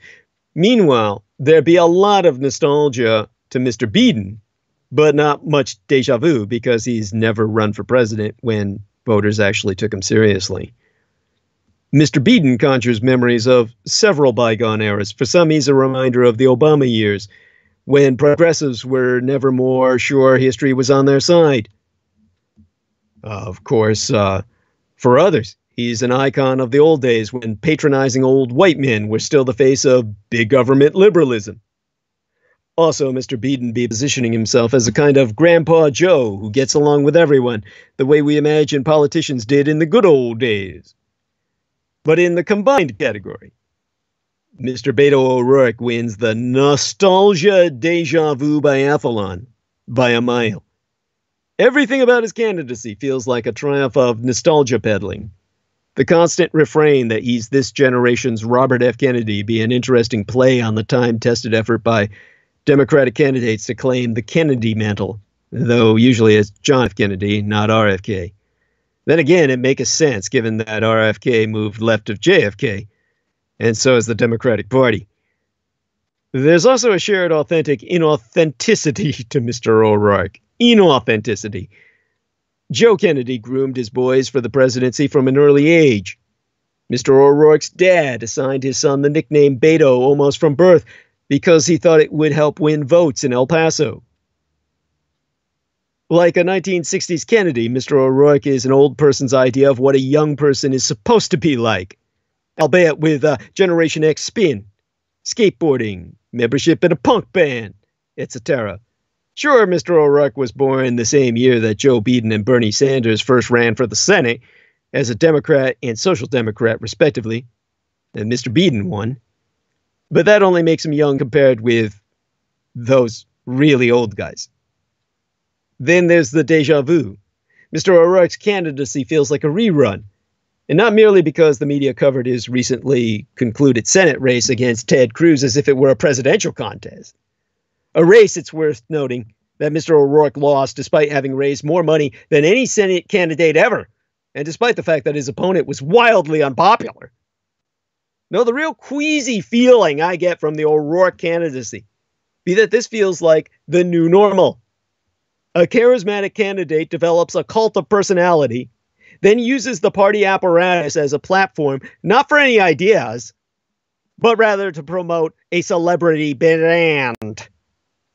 Mr. O'Rourke's not the only one doing it, that's the point, but he is the only one who has to. Because unlike his non-male, non-white opponents, he's got nothing else to fall back on than the fact that he's a clean-cut white boy who doesn't stick his dick in other guys' bungholes. And that's the part of this whole exit left phenomena that will destroy us on either side of the Atlantic if we let it. Bernie and Corbyn are the same candidate in all the wrong ways. On both sides of the Great Pond, an older white man looms over the political left. In the United States, Bernie Sanders be running for president again, though everyone knows he's to blame, in part, for Donald Trump's victory. Corbyn, meanwhile, refuses to engage with his critics, including ones who've recently fled his party. Examine their similarities, chief among them, stubbornness. An ocean apart, you've got these old white hecklers.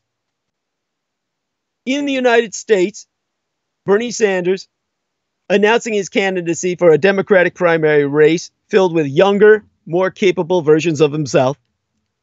In the United Kingdom, Labour leader Jeremy Corbyn presiding over the left's biggest split in decades. Neither looks likely to give up soon, and that's a problem. While the similarities between the two candidates have long been remarked upon, and the two old socialists themselves have even acknowledged using each other's campaigning ideas, their policy priorities aren't actually perfectly aligned. Sanders' most radical policies would find a comfortable home with Britain's centrist liberal Democrats, while his history on guns and abortion would be on the hard right for a British politician. However, the two men are almost identical candidates in all the worst ways. They've got these impressive policy shifts. Firstly, it bears noting that progressives in both countries have a fair amount to thank both men for. Both have shifted their previously centrist policies towards leftist platforms that be genuinely popular with voters tired of the Blair-Clinton third way.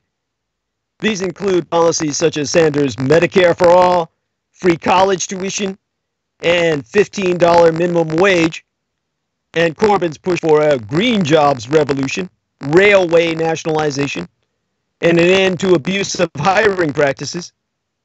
They've driven a considerable amount of activism and enthusiasm, with Sanders racking up extraordinary levels of small dollar donations and labor membership surging under Corbyn.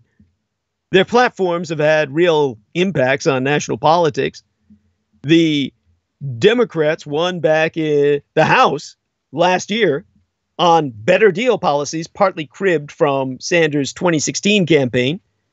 While facing Corbyn, the leadership of the Conservative Party has been taken out of the hands of a cabal of upper-class free marketeers presiding over radical austerity and handed to a flock of middle-class incompetents who, were they not tying themselves in knots over Brexit, would love to be trying to win over blue-collar workers. Both men should look proudly at these accomplishments, but they should let others take the helm. For all the impressive shifts Sanders and Corbyn have delivered in their respective political landscapes, their personal drawbacks pose far more harm than good to the left in their countries. So, looking at these party schisms, let's start with the obvious: the rifts they have caused in their country's leftist parties. Note that Sanders has still never joined the Democratic Party. He is literally that independent. Because he's not Democratic, he's a goddamn communist from Vermont, where nobody but white people live. So he's never had to deal with colored socialism. The 2016 Democratic primaries were fought with such bitterness that, as the leader of a grassroots activist group said almost a year after the election, we literally cannot say the names Bernie Sanders and Hillary Clinton in any of our groups because people are still so split about it. For Corbyn, the divide be starker. Just the week before last saw the Labour Party's biggest rupture in living memory, with 8 ministers of Parliament quitting to form a new independent voting bloc in Parliament. The group hasn't ruled out running against Labour ministers of Parliament in marginal seats where they risk splitting the progressive vote. Equally damaging be how the two have reacted to the rifts, showing uncannily similar levels of stubbornness. Many Clinton supporters blame Sanders, in part for her loss to Donald Trump, suggesting his refusal to throw his weight behind her, and his holding out on conceding the race after it was clear she would win, led Sanders voters to either stay home or even back Trump. Corbyn, meanwhile, simply refuses to engage with his critics. Labour's deputy leader, Tom Watson, has begged for him to treat the Minister of Parliament's departure seriously, but Corbyn has merely said he'd be disappointed without acknowledging the legitimacy of their grievances. Both have overlooked women and minorities. The two politicians have so far failed to win power in large part because of their unwillingness to deal with issues of race and gender, the two primary issues of the human condition. Sanders, who surrounded himself with largely white male advisors, has systematically declined to seriously consider racism and sexism as problems in their own right, instead viewing them as outcomes of widespread economic inequality. Because he's a fucking economic theoretician educated in ideological Marxism, who's in an all-white state, fucking Vermont, where he's never had to see a colored person face to face. Unsurprisingly, Hillary Clinton trounced him among minority and female voters. Who the fuck wants an old white communist around?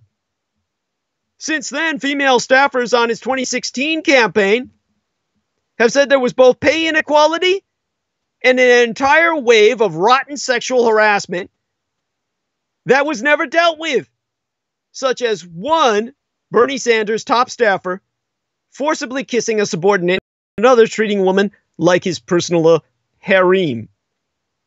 Black staffers have complained of microaggressions, lackluster outreach efforts to African American voters, and feeling as if the campaign had black staff just to say they have black staff.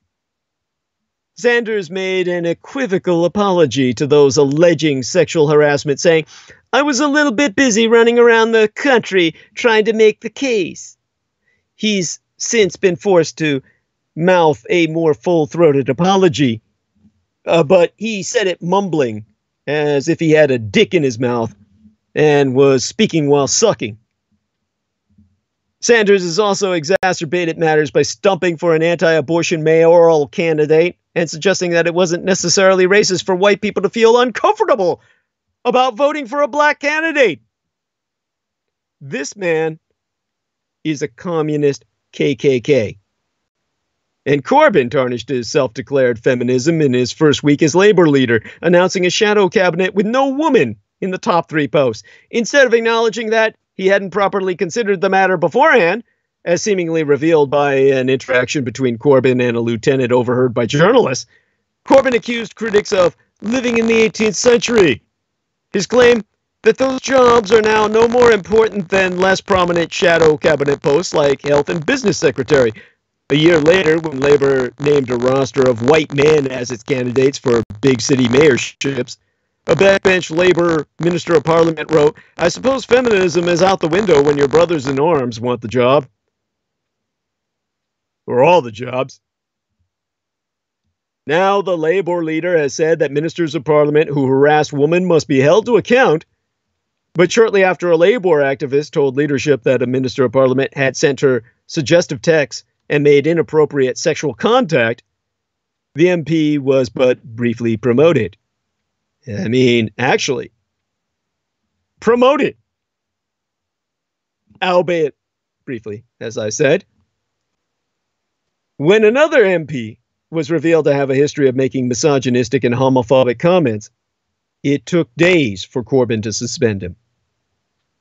Now, despite a lifetime as an avowed anti-racist, Corbyn has presided over a Labour Party in which Judeophobia has brewed to such dangerous levels that when quitting the party, but a few weeks ago, Luciana Berger, one of the most prominent Jewish Labour ministers of Parliament, called the party sickeningly institutionally racist. Several men have been prosecuted for sending Berger Judeophobic death threats over the years. But when the party found out about an assault threat last year, it told neither her nor the police. The fact that one Labour MP responded to Berger's and others' defection by suggesting they were funded by Israel says everything you need is to know about the state of Labour under Jeremy Corbyn. With the advent of Trumpism, Brexit, and #MeToo, the Anglo-American world be at a historic juncture on misogyny and xenophobia, in which the next leader of each country could either entrench existing ills or take a road of reconciliation and progress. Both Sanders and Corbyn's permissive records on the subjects prove they be in no position to do the latter, and their vapid foreign policies. Before I close for tonight, turn towards the fact that while Sanders barely had a foreign policy at all circa 2016, both he and Jeremy Corbyn share an anti-imperialist worldview that can lead to troubling stances. Both have questioned their country's membership of NATO, the North Atlantic Treaty Organization.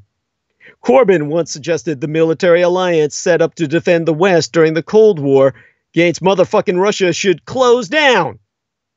And Bernie Sanders paradoxically called for it to be expanded to include Russia itself. In the latest example of their distaste for interventionism, both likened international recognition of Venezuela opposition leader Juan Guaido as president to Cold War-era American imperialism, branding it outside interference on the part of Corbyn and supporting coups on the part of Sanders. That's despite Guaido being backed by almost all of Latin America. But you see, they're not motherfucking white. And since they're brown, who the fuck cares what they say? Right, white boys? Fuck these old white pieces of shit. Off the rejection of intervention service as naught but a way of avoiding taking tough decisions, allowing them to continue a career-long pattern of criticizing from the outside without offering a single solution. Example like right here, both Corbyn and Sanders have opposed military action in Syria. That's an understandable position, but it's unclear how they would actually fix the problem. In one beat, Sanders called for a United States military drawdown, then added, but Bashar Assad has got to go. ISIS has got to be defeated. Well then, how exactly would that happen? Meanwhile, Jeremy Corbyn insisted that diplomacy and not bombing be the answer. However, diplomacy has demonstrably failed time and again. As to what Corbyn would do differently, we'd be none the wiser. Similarly, both be queasy about free market trade agreements, but they failed to articulate what they want instead, aside from vague protectionism. A Brexiter at heart, Corbyn's refusal to really throw his campaigning skills behind the Remain cause be seen as but one reason they lost. It ultimately took him until February this year to detail what he actually wanted from a Brexit deal. And some of that may not even be tenable. As Trump himself has acknowledged, believe it or not, he and Sanders have rather similar views on trade. Sanders told the Daily Beast last year, Trump be identifying the problem correctly, but I'm not sure that his particular solution at this moment be exactly the right one. What solution did Sanders suggest? Platitudes about a more comprehensive approach than Trump be laying out, and calling for Congress to begin to rethink our trade policies. Pure fucking pablum. Let me close this transmission by declaring both these white trash pieces of shit, these goddamn communists, as totally unfit to govern. Both be superb campaigners, but Sanders and Corbyn have corralled such blind, messianic support that their followers be unable to acknowledge the opposite, the obvious. Neither man be capable of governance. Jeremy Corbyn has run the Labour Party as a shambolic autocracy. His aides once accidentally published his enemies list of 14 ministers of parliament, one of whom was included for the petty reason of telling Corbyn, or rather a Corbyn ally, to fuck off. Jeremy Corbyn has systematically alienated swaths of his ministers of parliament. The group who left, but throughout the following, the preceding fortnight, the 14 nights, the fortnight preceding my transmission tonight, did so in part out of the belief that Jeremy Corbyn would be just as bad a prime minister as Theresa May, if not incalculably more dangerous. Indeed, the past 2 months, 6 weeks and beyond, should have been a time of reckoning for Jeremy Corbyn, with Theresa May facing historic defeats in the Commons over her Brexit deal. Corbyn had the chance to show real leadership and steer the talks in the direction that Labour's Europhile base wants, to stay in European Union. Instead, he hasn't even forced May to rule out a no-deal Brexit. preferring to hope the conservatives fall apart and he can take the helm of whatever mess they eventually leave behind. He put personal ambition ahead of the empire's needs at a time of national crisis. The left now be definitively fractured in Britain. Any progressive government would likely need to work in coalition with the new independent group and perhaps the Liberal Democrats. The fact that Corbyn hasn't even been able to hold the party together suggests he wouldn't have the skills to run a coalition as Prime Minister. Labour membership be so supportive of his domestic policy positions that it'd be hard to imagine a new leader taking the party in a radically different ideological direction. However, they could make it fit to govern.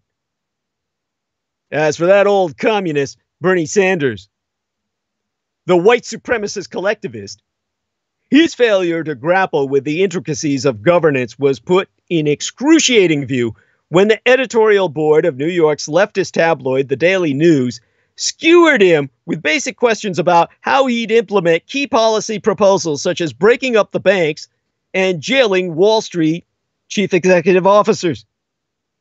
If you think that was a one-off, look at his past.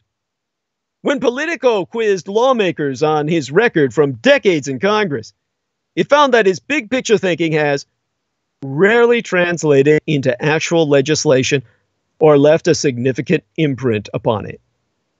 One political scientist found Sanders was a generally below average senator in terms of impact on legislation as measured by successful bills authored and amendments passed.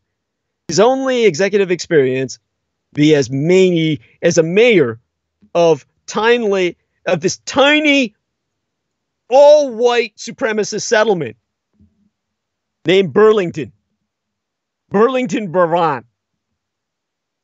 Bernie Sanders lost 3 attempts at running for governor of Vermont.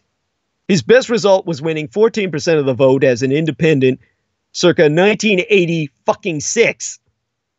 If Vermonters don't think he's up to running one of America's smallest fucking states, what are his chances of success in governing American empire? Sanders' opponents in the primary be running on strikingly similar policies to his own.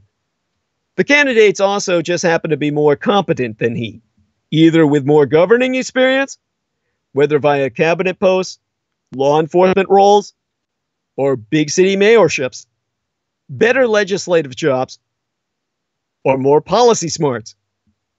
These two old lefties have changed national politics in ways they couldn't have dreamed of 5 years ago. Now they should return to their shared forte of heckling from the sidelines and leave the matter of governance to others. I close off this transmission by reaffirming mine own position as a radical centrist. In no way, shape, or form, left or right. Cleaving to the third dimension of economics, fascism. And these men be as much of a threat to the human species in this time of our greatest challenge as the alternative right and white supremacy. This is why the Third Reich and the Axis powers struck out against Soviet communism and American capitalism. As my biological father, Adolf Hitler, I myself, in my counter-cultic presentation, presenting all those who work and stand by myself as a counter-cult to these cults of personality.